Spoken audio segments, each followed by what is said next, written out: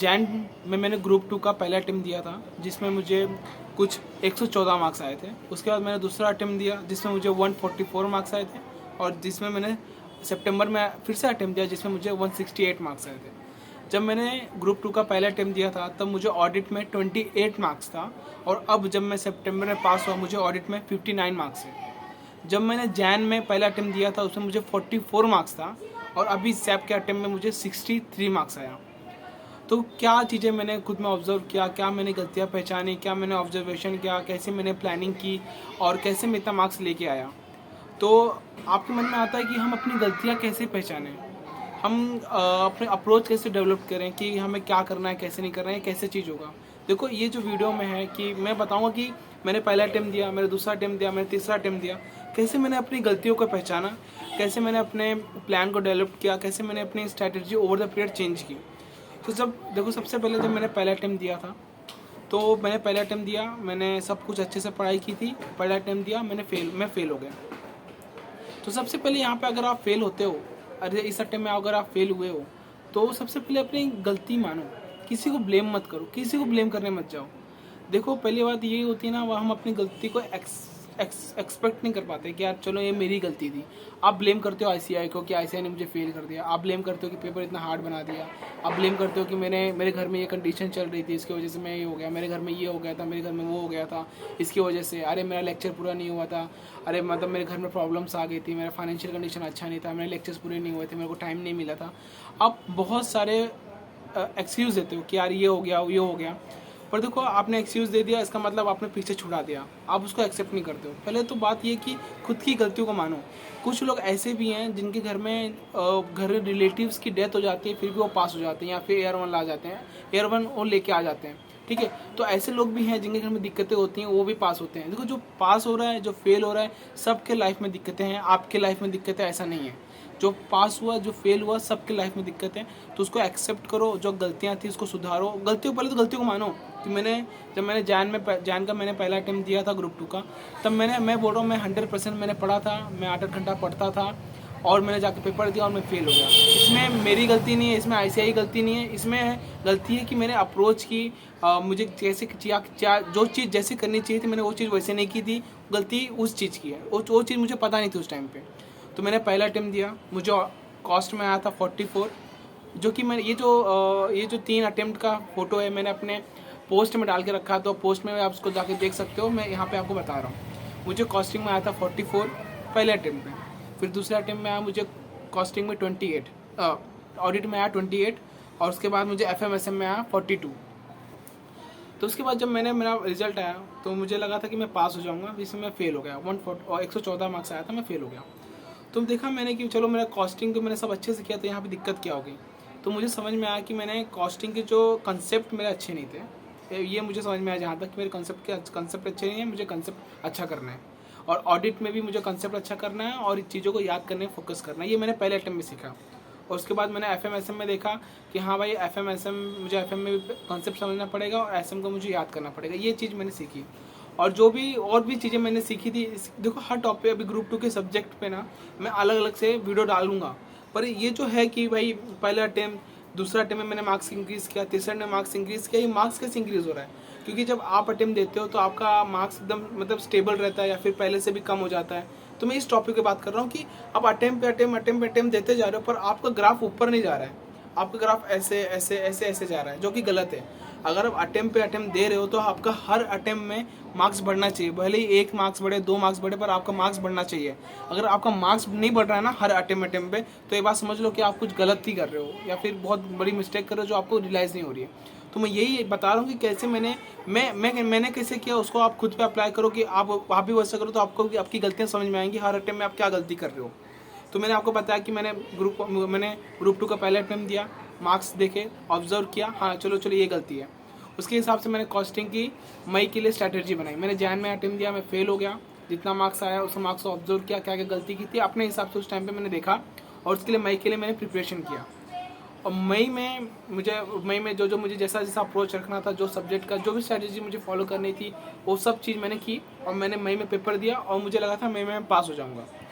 मई का रिजल्ट आता है, और रिजल्ट आता है 144, 144 6 मार्क्स से मैं ग्रुप 2 में फेल हो गया। सब सब्जेक्ट में पास था। कॉस्टिंग में आया था 46, ऑडिट में आया था 56 और FMSM में 42 आया था। सब सब्जेक्ट में पास था। अब यहाँ पर पॉइंट आता है कि मैं टूट गया था पूरा, कि मैंने इतनी मेहनत की थी। ICI मैं मन में आ रहा था, मैं भी ब्लेम करने लग चला गया कि ICI ने मुझे फेल कर दिया वगैरह वगैरह, ऐसा नहीं होगा वगैरह। तो मैंने पेपर को रीचेकिंग में डाल दिया, मैंने अपने RTI कॉपी मंगा ली, सब कुछ कर लिया, क्योंकि मुझे लगता था कि मुझे इस बार पास होना था अटेम्प्ट में। जब मैंने RTI कॉपी देखी तब मुझे समझ में आया कि गलती मेरी थी। देखो गलती हमारी ही होती है मोस्टली केस में। देखो मैं ऐसा नहीं बोल रहा हूँ कि ICI गलती होती नहीं। देखो ICI में चेक करने वाले भी ह्यूमन बीइंग है, एक दो गलती हो जाती है, पर मोस्टली केस में ना ICI गलती नहीं होती, गलती हमारी ही होती है। जब मैंने अपनी RTI कॉपी देखी, जब मैंने रीचेकिंग करवाया उनसे, तब मुझे समझ में आया कि मेरी क्या गलती थी। तो उस गलती को मैंने फिर सुधारा। यहाँ पे इस अटेम्प्ट में सोचने वाली बात ये थी कि मैंने जैन में जब मैंने कॉस्टिंग का पेपर दिया था तब मेरा 44 आया था, और मैंने मई में जो पेपर दिया कॉस्टिंग का उसमें मुझे 46 आया, बस मेरा 2 मार्क्स बढ़ा। यानी कि जो स्ट्रैटेजी मैंने अभी फॉलो की थी मई के लिए वो अच्छी नहीं है, तो मैंने वो स्ट्रैटेजी चेंज कर दी, क्योंकि मेरा 2 ही मार्क्स बढ़ा। मतलब जो अभी तक जैसे मैं पढ़ रहा था वो स्ट्रैटेजी मेरे काम में नहीं आई, वो अप्रोच मेरे काम में नहीं आई, तो मैंने वो स्ट्रैटेजी चेंज कर दी। मई में रिजल्ट आया तो मैंने वो स्ट्रैटेजी सितंबर के लिए चेंज कर दी, अगले अटेम्प्ट के लिए चेंज कर दी। तो समझो, जब भी आपका रिजल्ट आए और मार्क्स आपका ज़्यादा नहीं बढ़ रहा हो अगले अटेम्प्ट में, तो वो स्ट्रैटेजी चेंज कर दो। तो मैंने कॉस्टिंग के लिए स्ट्रैटेजी चेंज कर दी सितंबर के लिए। उसके बाद जब मैंने जैन में दिया था मेरा 28 आया था, फिर मैंने मई में दिया उसमें मेरा 56 आया। मतलब मेरा मार्क्स बढ़ा और ड्रास्टिकली बढ़ा।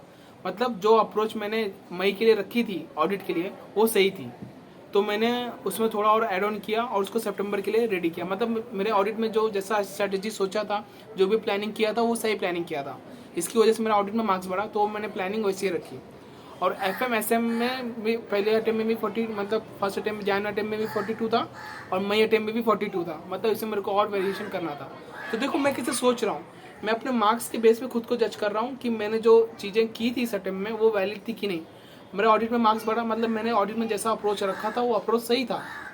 बाकी 2 सब्जेक्ट में मेरा मार्क्स नहीं बढ़ा, यानी कहीं ना कहीं मैं गलती कर रहा था। और जब मैंने अपनी RTI कॉपी मंगाई तो मुझे और गलती मेरी समझ में आई कि मैंने क्या क्या गलतियाँ की थी। फिर मैं सितंबर के लिए मैंने अटेम्प्ट करने गया। सितंबर में मैंने जो गलतियाँ हो सकती थी, इतने हर लोगों से बात किया। जब मैं 2 अटेम्प्ट दे चुका था तब मैंने बहुत सारी यूट्यूब पे वीडियोस देख के बहुत लोगों से बात किया कि क्या गलती हो सकती है, क्या गलती की मैंने।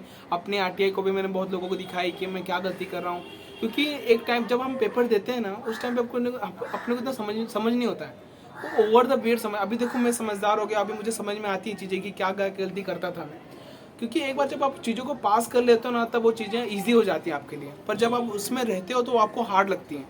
अभी मैं पीछे देखता हूँ तो मुझे मेरी गलतियाँ समझ में आती हैं, पर जब मैं उस टाइम पे था तब मुझे मेरी गलती नहीं समझ में आती थी। तो मैं फोकस करता था और लोगों से पूछता था और वीडियोस वगैरह देखता था ताकि मुझे समझे, हाँ कोई मुझे कुछ बता दे।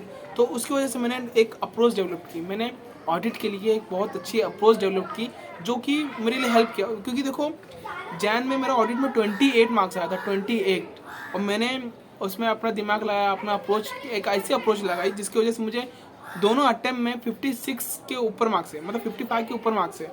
मई में भी 55 के ऊपर है और सितंबर में 55 के ऊपर है।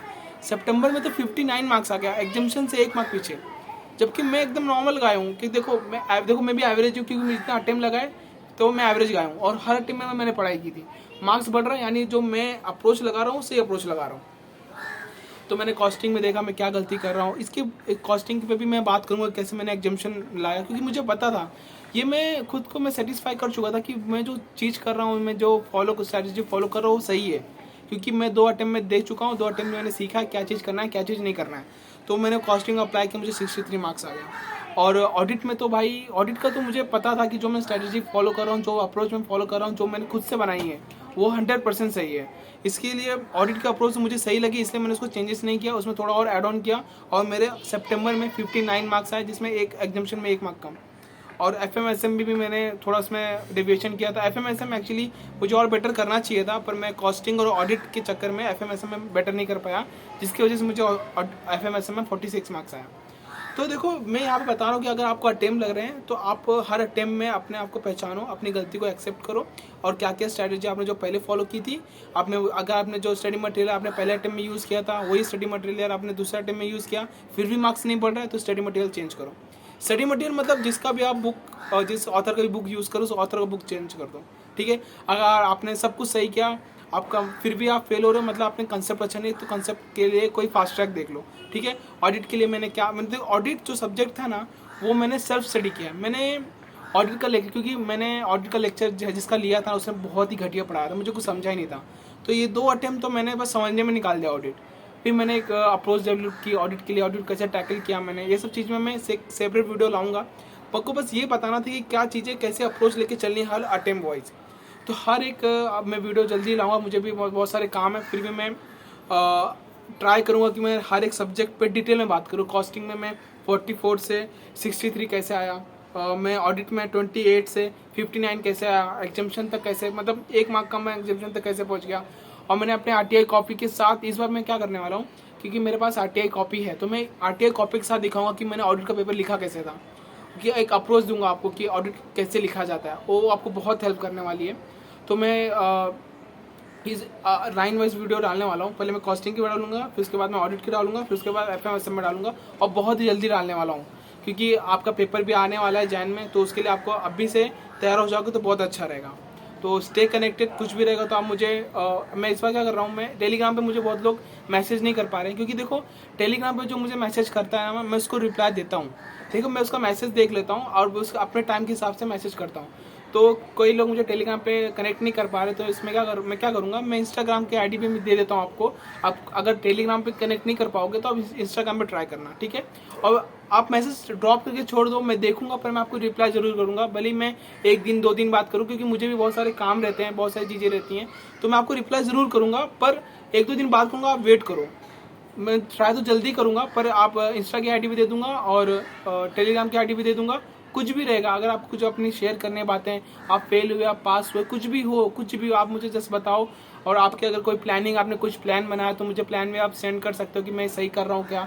मैं वीडियो तो लाऊंगा ही हर टॉपिक पे, हर चीज़ पे, पर आप कमेंट करके पूछ सकते हो। कुछ कमेंट, अगर आप कमेंट में भी पूछ लोगे ना कि मैं ये सही कर रहा हूँ क्या, तो बहुत अच्छा होगा। और कुछ भी डाउट है, कुछ भी सिंगल आपकी जो रिलेटेड कुछ भी हो, कुछ भी कैसा भी डाउट हो, आप कमेंट करो, मैं इस पर वीडियो जरूर बनाऊंगा। कुछ भी डाउट हो मैं इस पर वीडियो जरूर बनाऊंगा, ये मैं आपको शॉर्ट ही देता हूँ। बाकी आप मेरे साथ जुड़े रहो, मैं जल्दी 1-2 दिन में ही कॉस्टिंग, ऑडिटिंग, FMSM की वीडियो, सबकी वीडियो एकदम डिटेल में जो मैंने सीखी है ये 2 सालों में, सब बता दूंगा अच्छे से। बस मेरे साथ आप जुड़े रहो, बाकी स्टे कनेक्टेड, अच्छे से रहो, बाय।